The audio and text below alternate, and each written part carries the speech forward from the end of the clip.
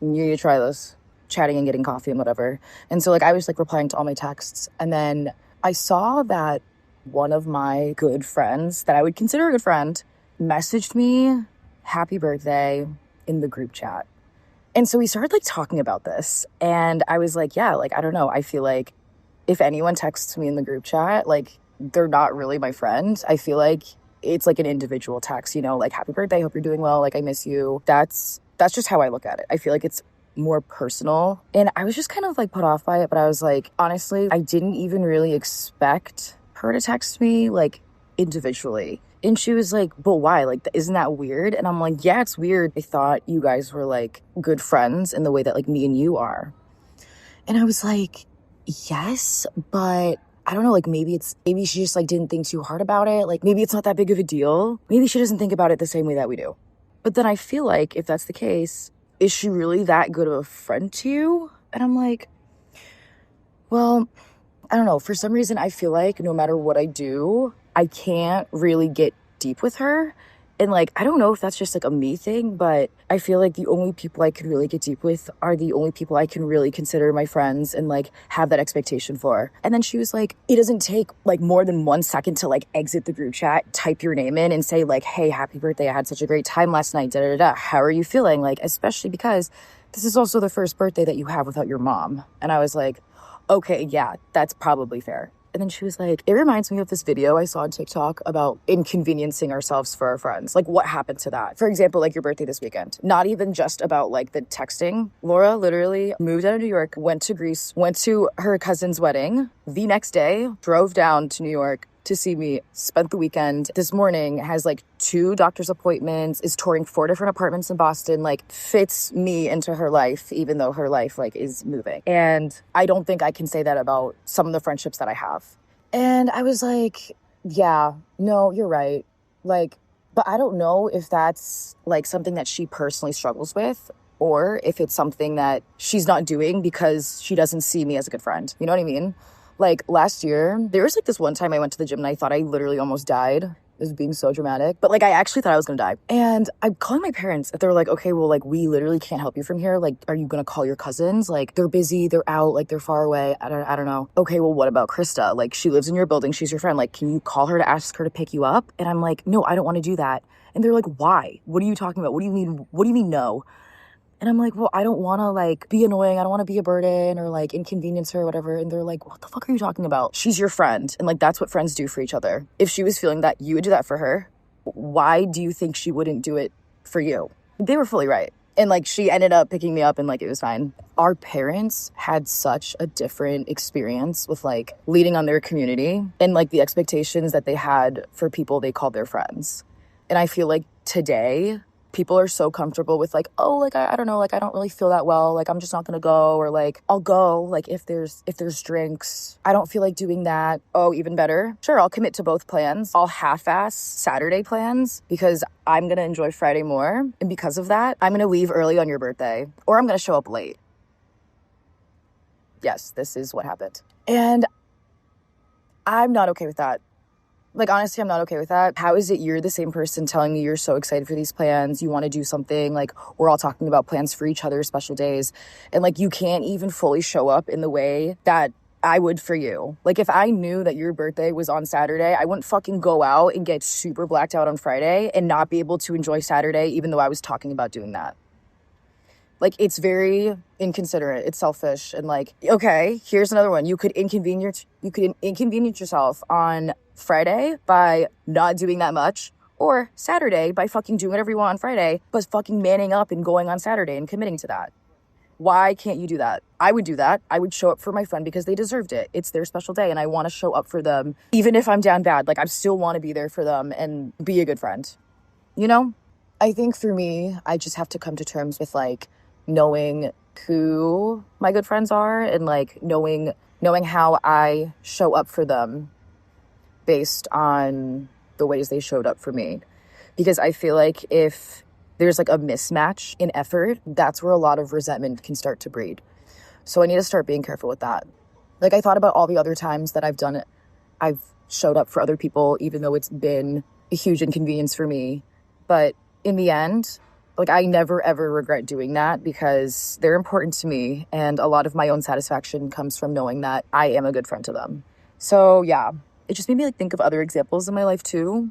The difference in how someone shows up for me, I think, is where I draw really strong boundaries. For example, after my mom passed, I was still at home, like, with family, sorting out, like, funeral stuff, or, like, these 4 people showed up for me in very different ways. Whether they are still in my life right now, dependent on how close the way they showed up for me was, based on the expectations I had for them.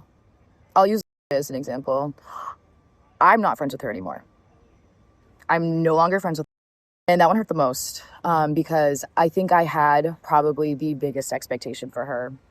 Like, when I look back and think about, like, how she showed up for me, very clearly I can see that, like, she did not inconvenience herself at all, and I drew that boundary. Why are you asking me, should I come to the funeral? After me being like, well, I don't want to burden you and having to buy a plane ticket, come all the way across last minute, spending money on that because I don't know how much you're making as a travel nurse. Like, why are you making me say that to you? I'm not just going to be like, yeah, come, I want you to, even though I know it's going to inconvenience you. What the fuck? Like, no. I was like, okay, duh, you know what? You don't have to. I understand. I'm going to be super accommodating. It's going to be fine. After that, she writes, okay, you know what? I thought so anyways. You know, maybe I can visit you in Chicago. I feel like you would prefer, like, me being in Chicago with you, spending a longer time with you. Why the fuck are you telling me what I would prefer? And also, why are you assuming that? Like, that is not okay. This girl has known me since I was 0. She knew my mom, her mom and my mom, also very close friends, grew up in church together. Not only that, she is an intensive care unit nurse, has been around death multiple times. She works with it, and she's also best friends with her mom. Too many reasons. I think with that example, it was so extreme, but, like, I knew, like, right away that it wasn't something I was okay with. Like, you can't ask your fucking parents for money. You can't fucking take out a mini loan if you wanted to. Like, hello? You have friends. Also, you're dating somebody. The fact that they also didn't make you show up for me is a huge red flag. Not really my problem anymore. But looking back, I'm glad I did that, and I have cut her out of my life since then. If you can't even inconvenience yourself in the littlest ways when it matters the most, that's a problem. I think, like, moving forward and stuff, in less extreme contexts, hopefully, I want to just, like, be more intentional and, like, mindful about the cues that people leave me before it gets to the point of me just being, like, surprised by it. So even if it is as little as, like, not sending a text directly to me, or being late and not telling me beforehand, or having to leave early because you decided to do something else the night before. Like, I think, like, moving forward, like, these are little things I want to take note of, like, really apply that as I move on, like, through the rest of my 20s. I don't know. I mean, it also comes back to the whole, like, can't really expect yourself from other people. But, like, why can't you? I fucking wish I had a friend like myself. Why can't anyone get close to that? That's crazy. All of this to say, I think it really is about the less friends you have, the better. Not in a, you know, like, cut yourself off from everybody way, but, like, just be really discerning in, like, who you consider a friend, and, like, the subconscious expectations you have for people when you assign that privilege to others. Because, like, it's a privilege for others to consider you a friend. So, like, you should treat it as such. And, like, not cheapen the quality and the effort that you bring to the table when you're friends with somebody. Like, that, like, deserves respect. Like, I don't know. I feel like inconveniencing yourself is, like, one of the biggest forms of love you could show somebody. Like, isn't that what love is? Like, just think about it.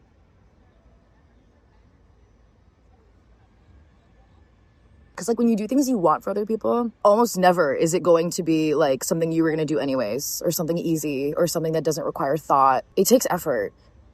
Because, like, the other thing is, like, if friendship wasn't about inconveniencing, wouldn't you just call anybody a friend? Like, everybody, actually? Like, wouldn't there be no such thing as a stranger?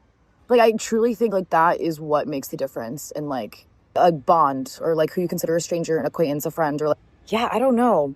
Maybe it's, like, maybe it has to do with, like, social media. Well, like, it definitely does. And, like, how connected we are, like, with technology nowadays. Because, like, back then our parents didn't have shit like a fucking phone or like even just like social media or like text or like being able to contact someone like on demand. You really only had the option of just like taking advantage of every opportunity they could to be with their friends and show up for them. Whereas now it's like if we post like a story for somebody or like a post for their birthday, like that's like enough effort. And it's like, oh, if I already did that, then like I don't need to go to that thing. I can cancel if I don't feel like it because they'll understand. Like, no. And like that goes into a whole other topic of like taking your friends for granted, which I have a huge problem of because they'll be fine with it. Like, no. I need to get into that. I need to make more videos about like friendships. I don't know, like maybe with social media, people feel like they can add more reps into friendships because of like a text or a like or a post or whatever, when like that really doesn't equate to that at all. Or like we always feel like we're with our friends. Maybe that's it.